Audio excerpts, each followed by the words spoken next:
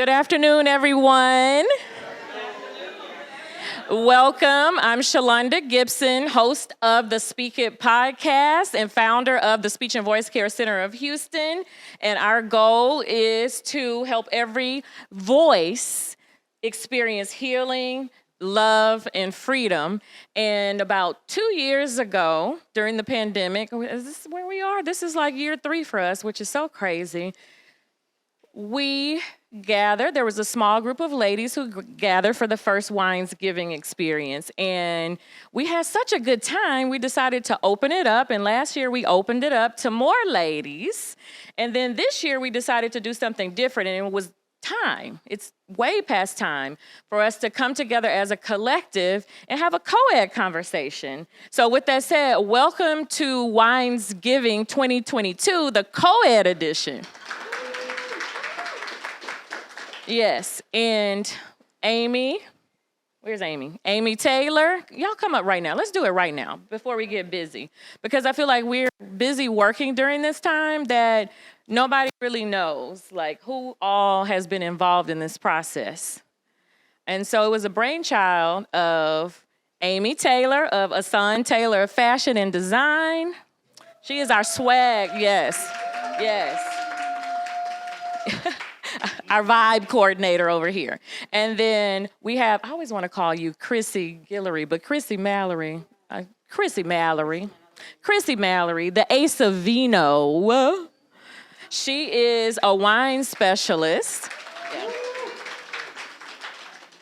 And we went to a wine tasting at Chrissy's house, and it was such a good time that we just wanted to share the experience with our friends, and it just grew from there. And we come together we've come together for the last 3 years to make this happen. So the food experience, the swag experience, and the conversation experience, bringing together our favorite thing and people. We love people, and so you're here today.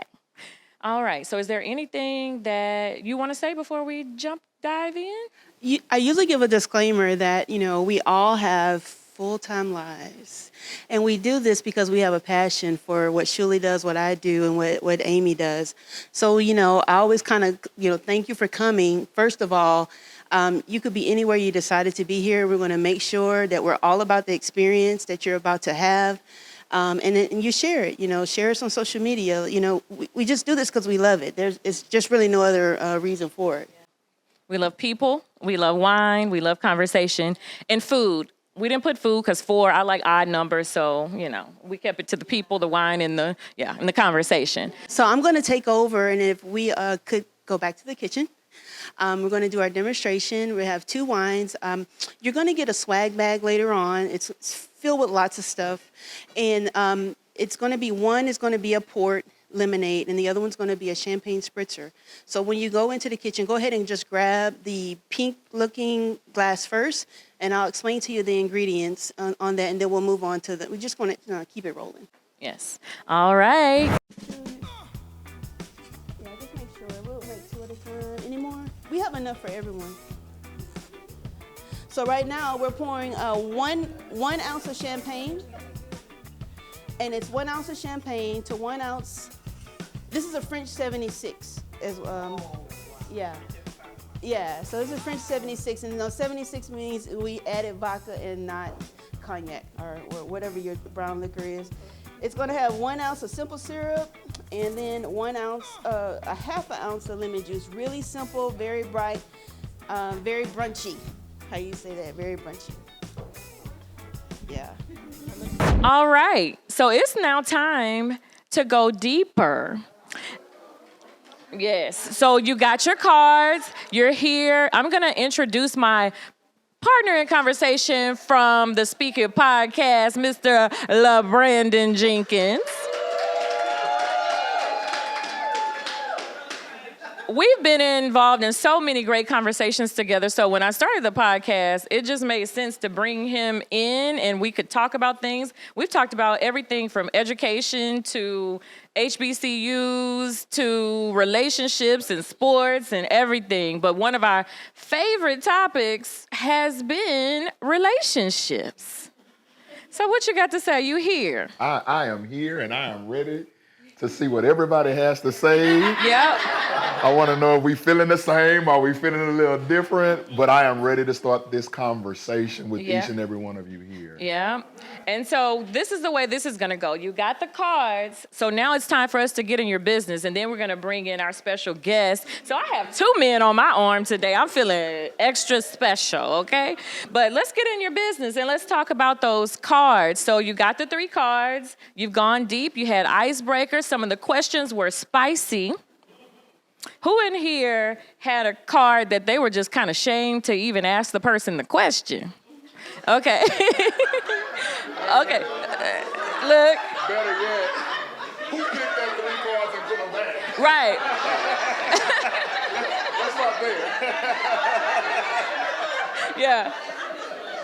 So yeah, yeah, and the whole point of the cards, right? We wanted to start conversations about relationships. And so many times we talk about how we are divided as men and women, but there are things that we are afraid to talk about. And I feel like it's how you approach it. No topic is off limits. It's really your thoughts about it, your ideas behind it, your experience. And so the cards were 1, designed to break the ice, and 2, to start the conversation. So you don't have to talk about your card, but somebody, we just want to, well, first, let's poll the room. Let's see, who do we have in the room? So by show of hands, raise your hand if you are currently married. Okay. All right. Yep. Clap it up for marriage. Black love. Yep. The whole theme of this is black love. Yep. Reign. And we believe that we're better together. All right. And let's say it like this. Who, instead of saying single, who in here aspires to be married? Show of hands. Okay. All right. Who in here is divorced? And they're like, I'm good with this single life. Okay. So we have divorce, we have married, we have single, and we've had all of these private conversations or situationships. Who in a situationship? That's true. That's true. We'll just say, for the sake of this conversation, who's figuring it out? Who's finding their way? Yeah, who's finding their way? All right, so, yeah, we just want to poll the room. And who in here is over 21? We're all grown. Okay, good. We should have asked that before we handed out alcohol. But the point is, we're all grown. We've all been in relationships, or we all desire to be in relationships. And who in here desires to have a healthy and whole relationship? No matter what. Starting with yourself first, okay? All right, so that's what we're here. So we're going to talk about it. There are certain things that I feel like have been taboo in our community, and it's just time. How do we grow together, LeBrandan, if we don't talk about it? Right. So, and one of the things I'm just going to say in our community is that we're afraid to have these tough conversations, right? And so we shouldn't be afraid, because it's all about a learning experience, right? And we can take the time to learn something from each other. It doesn't necessarily you may not agree with it, but sometimes I've learned if you sit down and you listen and you process, then some things come out that you may not have thought about, and right, it just gives you something to kind of move forward with, right? So having these conversations are essential, especially when we're talking about black love, because black love is real and black love matters, right? Exactly. And I think everyone said that they want to be clap it up. Yeah, go ahead. Clap it up, yeah.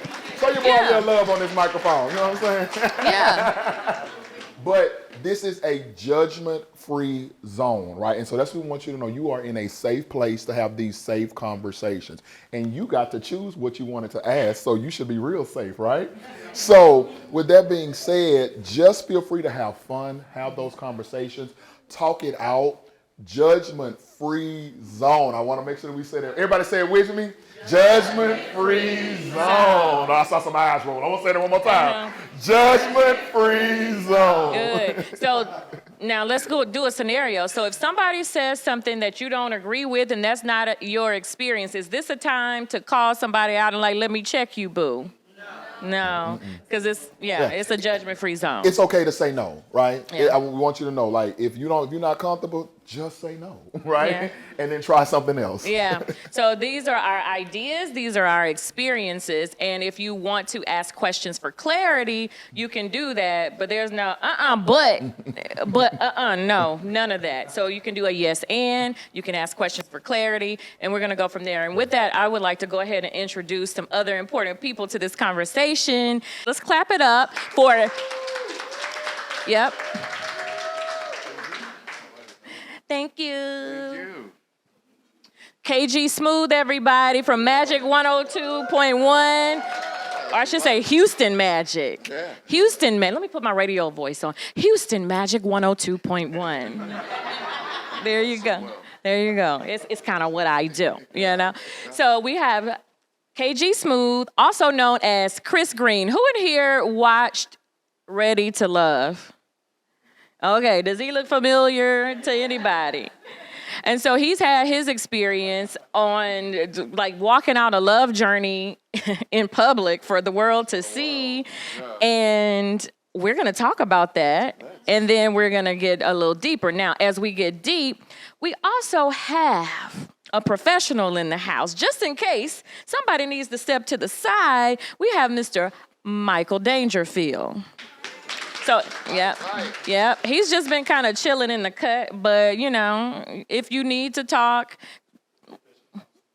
professional counseling, that's what he does, and especially for men. And I wanted that because I knew we were going to have men here. I believe that women, we seek the help that we need often, but then men sometimes maybe feel isolated, maybe feel like it's not available to them. So I wanted to have him in the house and have his perspective. So thank you for coming. All right. So let's jump in. Let's talk about your journey. Yeah. And then we're going to bring everybody into the conversation. And then, ladies, if you all have pressing conversations, residual questions from the show, feel free, you know? He's here. All right, Kris. Are we calling you Kris or KG? I answer to both. Okay. So, KG, we're... Smooth, Kris. Okay. Whatever, yeah. All right. I'm calling you Kris. That felt good. Fine. All right, Kris. So talk to us about your Ready to Love journey. I want to know, how did you end up on the show in the first place? So, December of 2019, I had somebody send me a DM on Instagram like, hey, we're casting for this dating reality show. And I'm looking at your profile, you look like you would be great. Are you interested? I didn't even reply. And then 2 days later, somebody else hit me up like, hey, we're casting for this dating reality show. You know, I did not reply. And so at night, when I do the Quiet Storm on 102, I get on the station's Facebook Live. And so I talk to my listeners in the 11 o'clock hour on Facebook Live. And I was like, yeah, like these casting folks from some show called Ready to Love, like asking me to audition for the show. And all of my listeners was like, yeah, do it. And I was like, what, are y'all for real? And they was like, yeah, like, you know, if anything, to raise the KG Smooth profile, to big up the brand. Like, if you find love, great. But do it to raise your profile. And I was like, really? They was like, yes, do the show. So a third person hit me up, and I replied back, yeah, they hit me up 3 times. And I was like, all right, I'll give it a go. We were supposed to start filming in April of 2020. I basically auditioned throughout the whole entire spring of 2020, and then them still trying to figure it out. And then around maybe like May of 2020, they were like, all right, Oprah greenlit it. Like, it's going to be Ready to Love and this other show that they started called Put a Ring on It. But they were like, but we're going to be filming in Georgia. We're going to be in a bubble, kind of like the NBA. Oh, y'all were in Georgia? We were in North Georgia filming Ready to Love Last Resort. So Ready to Love Texas, but in Georgia. Right. Okay. So Ready to Love Last Resort, that's when we were on the resort. It was all Houston cast, but yes, we filmed in North Georgia. Okay. So I went through that journey, and it was great. I thought it was great. I mean, TV was something I always wanted to transition from radio to TV. I didn't know that it would come in the form of reality TV, but, you know, I'll take it. And did the show. Well, we had to quarantine in our room for a week before we started filming, right? Because we did this during the thick of COVID. And so I just remember being in my room because, like, they took our keys, like, leaving food outside the door, like we were really like imprisoned in our hotel room. I was fine with it. I had Wi-Fi, I had TV, I was fine. But during that time that I would just sit with myself, I didn't know at the time that I was meditating, but I would just sit in silence and be like, I'm gonna go in here, I'm gonna be myself, and I'm going to impress production. But that was the thing that I kept saying to myself, I'm going to impress production. I'm going to impress production, be the consummate professional, and impress production. So I remember us filming the reunion, long day shoot. I'm leaving to go to the car. I'm hearing people call my name. It's two of the executives. It's like, hey, come back here. They was like, listen, you were a fan favorite for Last Resort. They loved you. We were tracking it on social media, all of that. We want to bring you back for the next season. You'll be making history. You'll be the first one to come back. I'm like, so when does filming start? This was December 4th.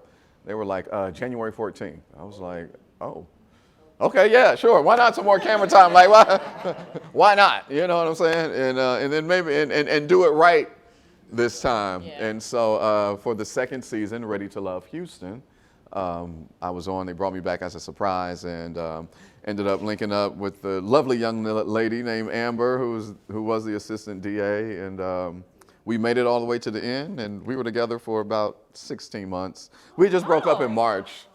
Oh, so y'all were together, so that you never know what happens. We with were that. together, and we told everybody during when the show was ending, and we're doing all of these social media interviews and things like that. We are not going to put our relationship on social media for y'all. Yes, y'all saw the journey, y'all saw how it was. Now this is for us, because we don't need y'all in our business. And and had we done that, hell, we probably would have been, split sooner than, what it was. But it was a great experience. I enjoyed both times, but I know who I am as a man. And going into a situation like that, you have to know who you are, because if you don't, you are going to expose yourself to yourself, and you're going to expose yourself to the rest of the world. Woo, y'all ready? Let's talk about it. That was good. So we're going to take a moment to serve some wine on that. We need a toast on that, because you said a lot. Sorry, I ain't hear you. No.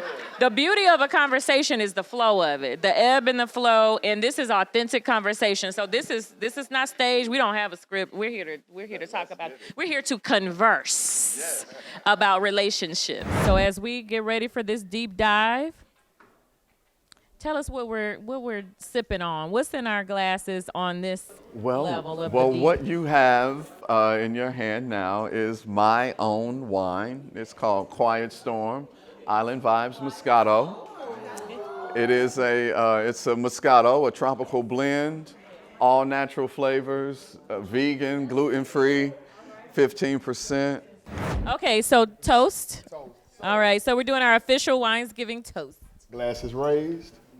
So here's to year 3 of Winesgiving. Great conversation, great people, great atmosphere, and most of all, fun. Cheers.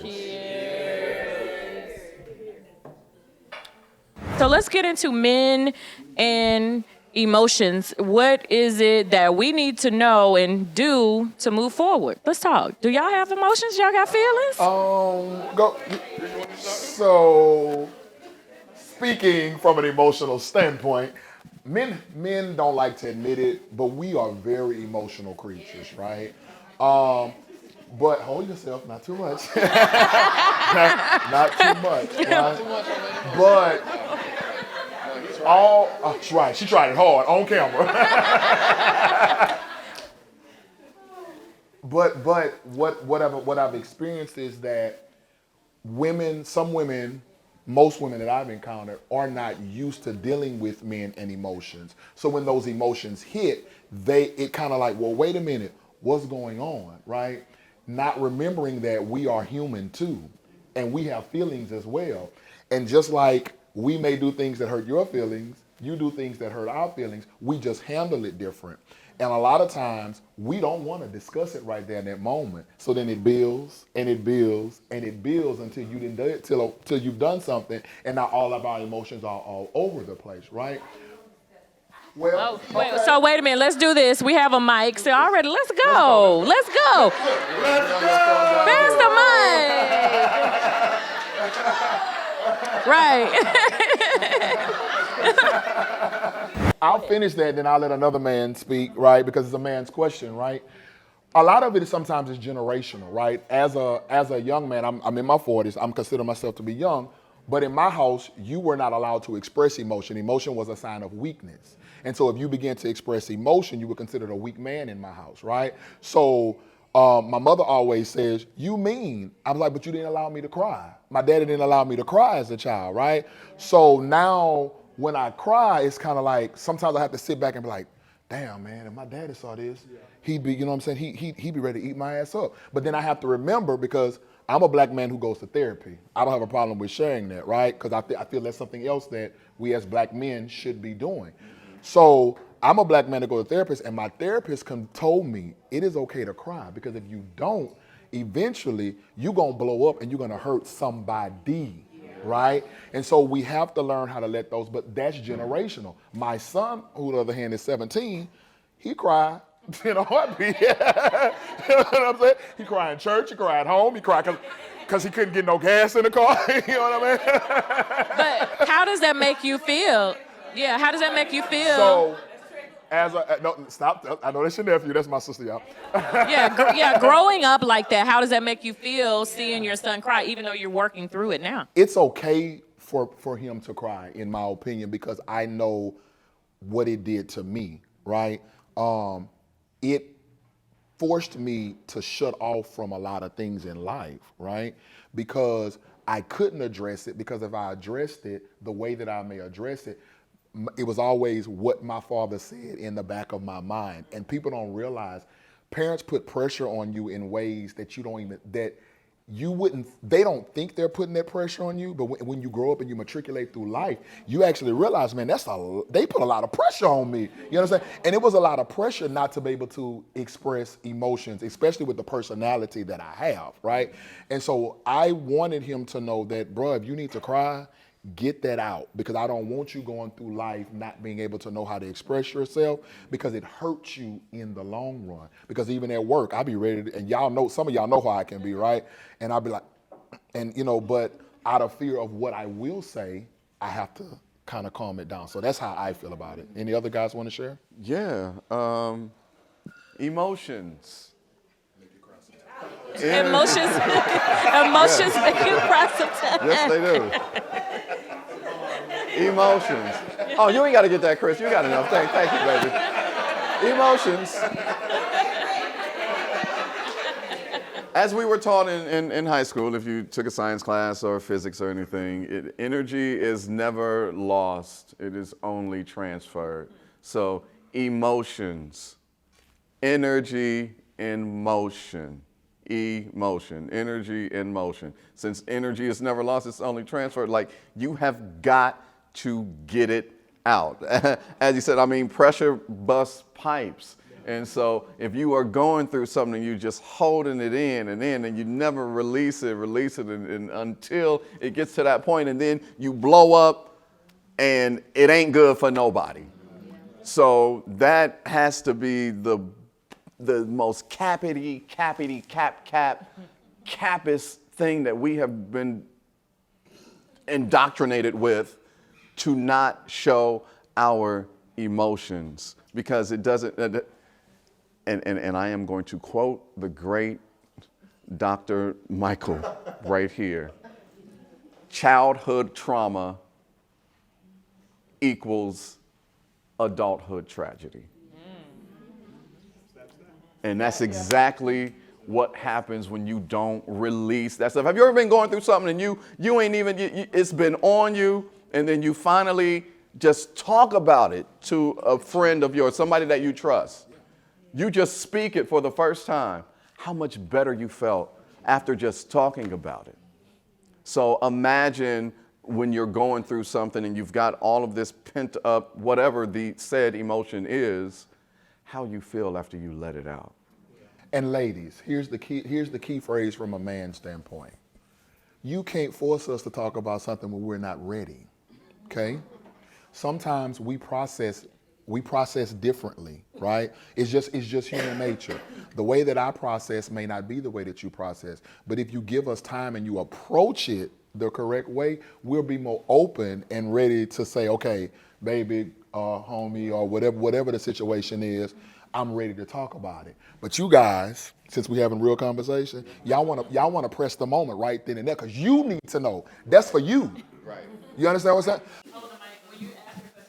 So for me, I would say the opposite of other women. I was raised by a man. So I grew up concealing emotions, like lacking public display of affection and like everything. So I'm growing into it now that I'm in therapy. Now that I'm in therapy, but growing up, it's always like, I want to take the time. Like, I don't want to discuss right then and there. Like, let me decompress or let me do this first, and then I'll discuss it. But it seems like every partner that I've had, they never understood that. So then when we blow up because at this point, I've held in everything. So when we blow up, I hit below the belt kind of blow up because I've held everything. So you toxic, in. okay. You FREE, nigga. No, it's just comedy. It's just comedy. It's just comedy. Learning. But it's very hard. No. But you know what? But you made a very valid point. How many you have compartmentalized what men do because you were raised by a man. Not everybody else has that same experience, right? But that's good to know. Did you have that conversation with your partners before, or did it just experience it just like that? Okay, cool. I like And, Okay, thank you. And with her saying that, when y'all blow up, like, and y'all get into it and you hit below the belt, that's another reason why we aren't as open and as vulnerable, because when we share something with you that deep, and it's like you'll come in the heat of the moment, you'll come around and weaponize it against us. And Weaponize, that's a word. because Okay. yeah, because that's what it is. Yeah. Yeah. because you're trying to provoke it. Okay, you're so using we it have, against them. yeah. I know, this is already right here on this. So we have, Alexis over here, and then we have Danielle, and I'm going to call Tam, that's right, Mrs. Dangerfield.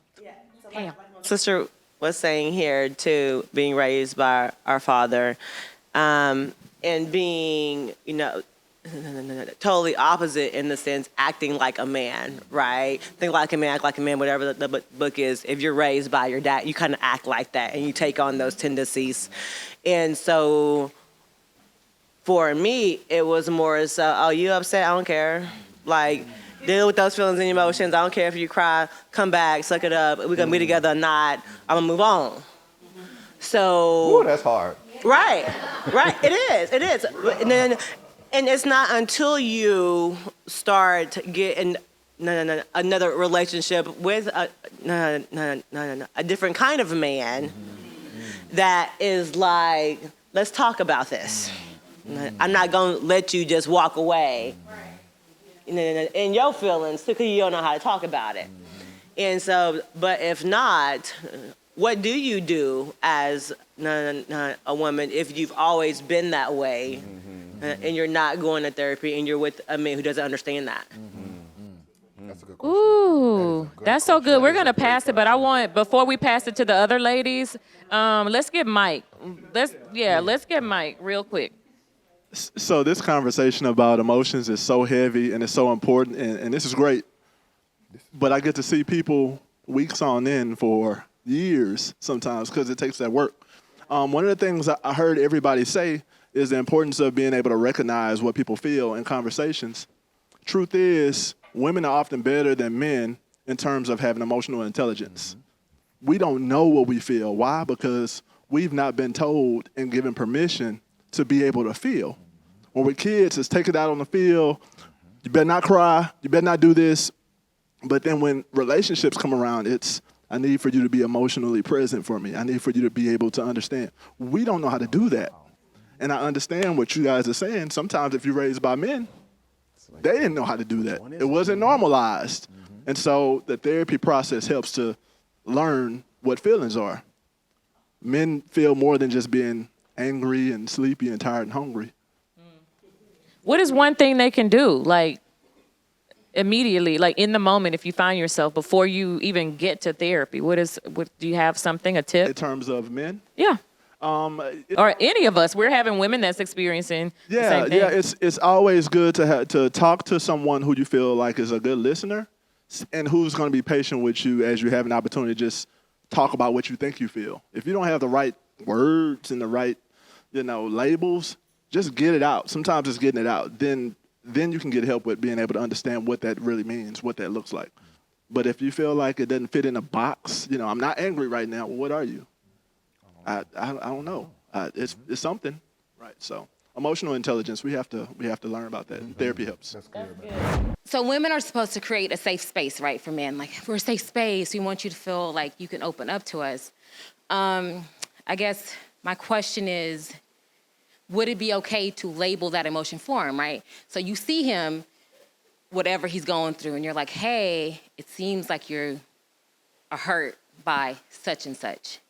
Is the burden on us to help him get through that? Since women are so much more emotionally intelligent, per se, some of us may not be, but that's hard, right? So, you know what I mean? If you're in a relationship, you see him going through it, and then you're like, hey, yeah, I know you need time to process, but what are you processing? Would it be a safe thing to help label it for him?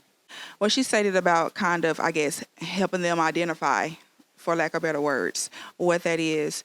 I think for me, like, some of us, we're raising children, and as you're raising children, you're teaching them how to deal with emotion. You're teaching them that it's safe and it's good to have emotion, because when you don't have emotion, we know what that looks like, right? And what that can turn into. And so many times we like to put gender roles on emotions, but really it's just that many men have trained their young men, or just men in general, to be a certain way, toughen up, do this. But that's learned behavior. It's not necessarily natural instinct. And women, we've been more of a nurturer. Come here, baby, let me kiss it. Talk to me, what's wrong? And not necessarily a natural instinct, but more of a nurturing, learned behavior. And so when you get into a relationship, it has to be more of you bringing the emotional intelligence with you to know how to handle conflict, to know how to handle what it is that you're dealing with, what you're experiencing, so that you don't bring in these gender norms, learned behaviors, to the situation. When Michael and I got married, I was more like these two ladies. I grew up around a lot of men, although my grandparents raised me, but I had a lot of men, so I was very just like gutter, and I'm straight from the hood. I probably don't look like it, but that's where I come from, right? And my husband, on the other hand, although he's also from the hood, he had, he experienced the military, so he experienced a different type of life. And so he was very cool, calm, and collected. And his emotional intelligence helped us to be where we are here today, 15 years, because when I acted like I ain't had no sense or I couldn't communicate, he held it. He took it because he knew that it was really not about him. It was my emotional intelligence. Yeah. So, and that caused me now as a mother, and I was so scared to be a mother because I didn't want to mess anybody up, right?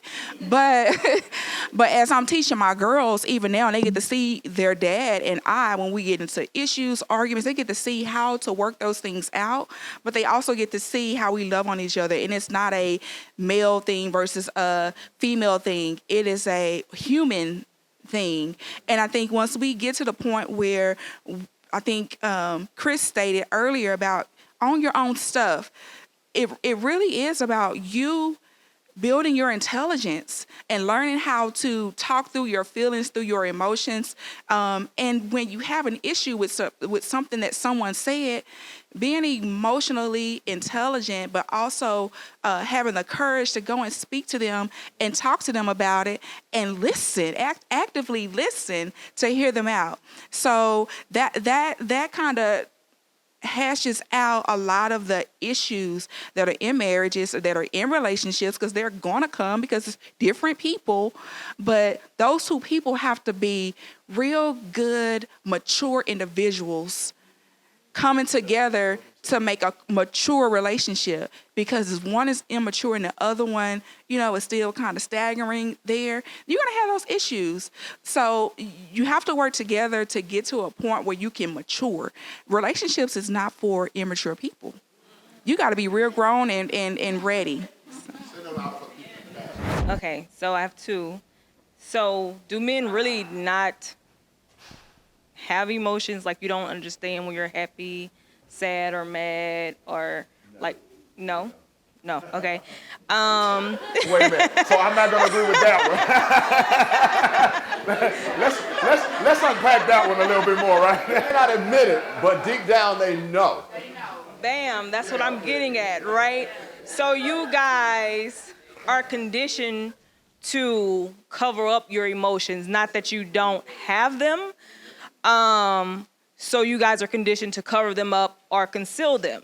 So for a man to a woman relationship, how do you feel like you condition women to not create a space where you're not human or to ignore your emotions? Whoa, yeah, please say that again. Yeah, that was deep. Wait a minute. Can you break it up into 2 segments? How do you condition? That was deep. So as a man in a relationship with a woman, how do you condition her to ignore your emotions and maybe in turn respond to you in a way where you're like, it seems like you're not human? Like, ignore that human side of you, because we're ignoring your emotions, right? Because we don't admit that we have them as a man, is what you're saying. Well, you know what? That one hard. I'm going to pass the mic to another man. I will say, though, sometimes it may seem like it's an attack as opposed to you trying to help me. You know what I mean? Like, don't. And then if I tell you something, believe what I say. Don't go from what you feel. I just told you what I felt like. How you know better than me? But I feel it right. So I told you. You took it as me as not being the truth and ran with your own thing. But I just told you how I felt like. Like, address me. Like, care about what I'm talking about. What you mean?